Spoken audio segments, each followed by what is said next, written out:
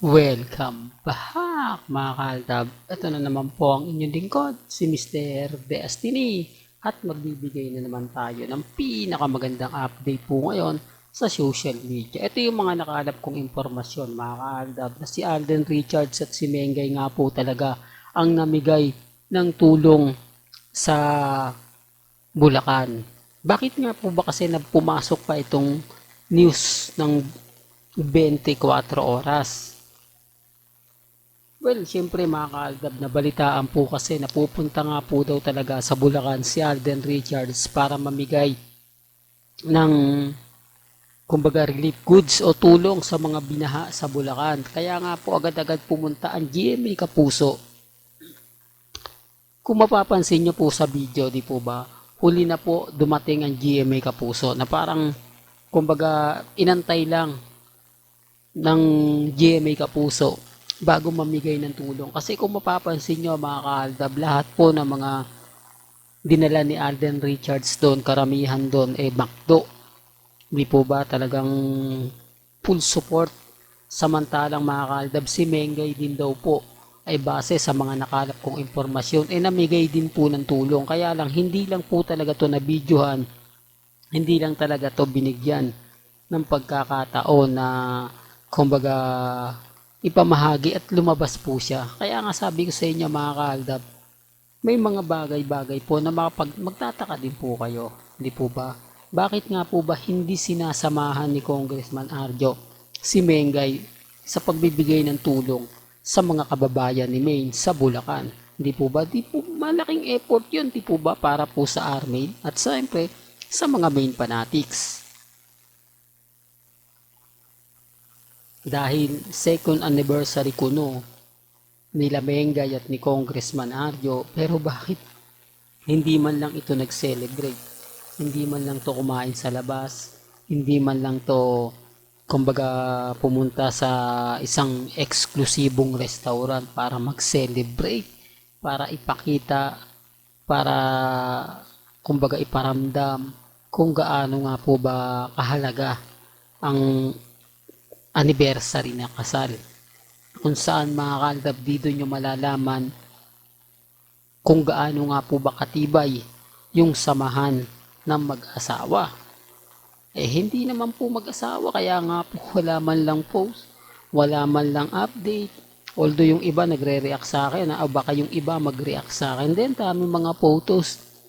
Luma po yun, mga inedit, walang bago.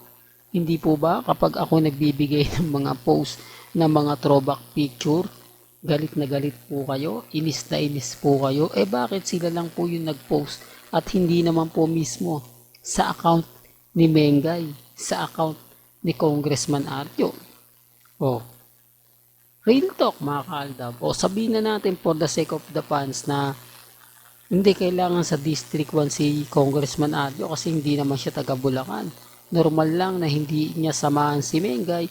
Po-focus siya sa District 1 kasi mas kumbaga kung binaha ang Bulacan, babahain din ang Quezon City dahil diyan ang bagsakan ng tubig. Sige, ando na tayo mga kaaldab. Ibigay natin yung gusto nila. Ibigay natin kung saan sila maligaya. Pero ang tanong, bakit hindi man lang po sinasamahan ni Maine si Congressman Arjo mamigay ng tulong gaya ng ginawa po ni Alden Richards? Di po ba? Sasabihin ni Mengay sa interview sa ABS-CBN, TV5 na napamahal na sa akin yung mga taga QC kasi andito yung mister ko, andito yung bago kong pamilya, bukod sa Bulacan, namigay din ako ng tulong. Kumbaga sinasamahan ko lang para suportahan. Di po ba? Di po ba masarap sa pandinig ng mga army? Nakakakilig sa mga main fanatics? Ayan, sample lang po yan ha. Sample lang po yan mga kaaldab ng mga taong kumbaga nagtatanong. Kaya hindi nyo po maiiwasan o masasabi sa akin na ako po yung fake news. Ako po yung gumagawa lang po ng mga kumbaga issue. Kasi kung magbabasa po kayo ng mga komento, kung titignan po ninyo yung mga nagko-comment, mapapaisip din naman po kayo, hindi po ba? Na tama naman po yung sinasabi ng ilan na bakit hindi po sinamahan si Mengay magbigay ng ayuda sa Bulacan para kahit papaano yung haka na hindi sila tunay na mag-asawa kahit papaano mawawala, hindi po ba?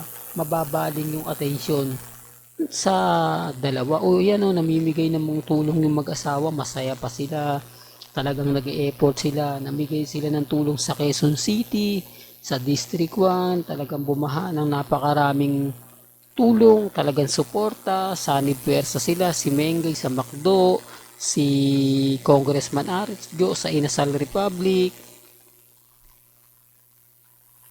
di po ba?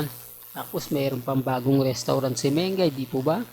Na kung saan po pwede pong ibigay yung mga pagkain, siyempre yun talaga yung pangangailangan, di po ba? Yung tipong full support po talaga yung dalawa. Tapos makikita sa Bulacan na magkasama, bonding moment, di po ba, namimigay ng ayuda, nung kaliwat ka ng interview, kaliwat ka ng pambomba sa, lalo na sa TV5, di po ba? Alam niyo naman yung TV5, Abante News, puputok yan. Magkakaroon ng mga update sina Congressman, sina Ogie Diaz, magre-react yan. Ako, ito, si Mengay, si Congressman Arjo, namigay ng ayuda. Gantong ganto, talagang pinag-usapan ng mga netizen. Tuwan-tuwa, nakita nila, biruin mo, ang magbibigay sa'yo ng ayuda, isa pang main Paul Quezon at isang congressman na ganito.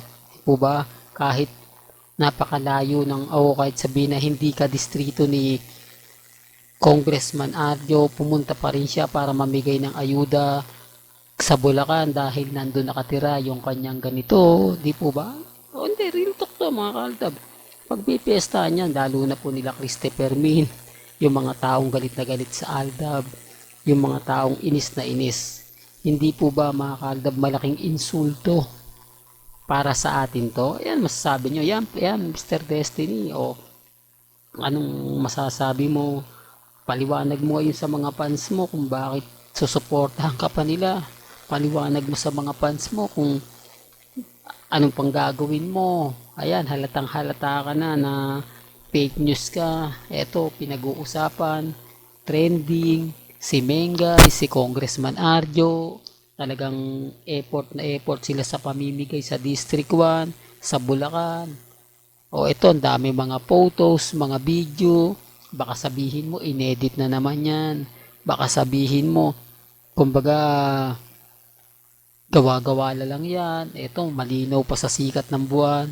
Yung tipong ganun, di po ba? Alam ko kasi mga kalda, babahain talaga ako ng ganong karami. Yan ang gusto nila, yung bibigyan ako ng mga video na pang-iinsulto, pang-aasar.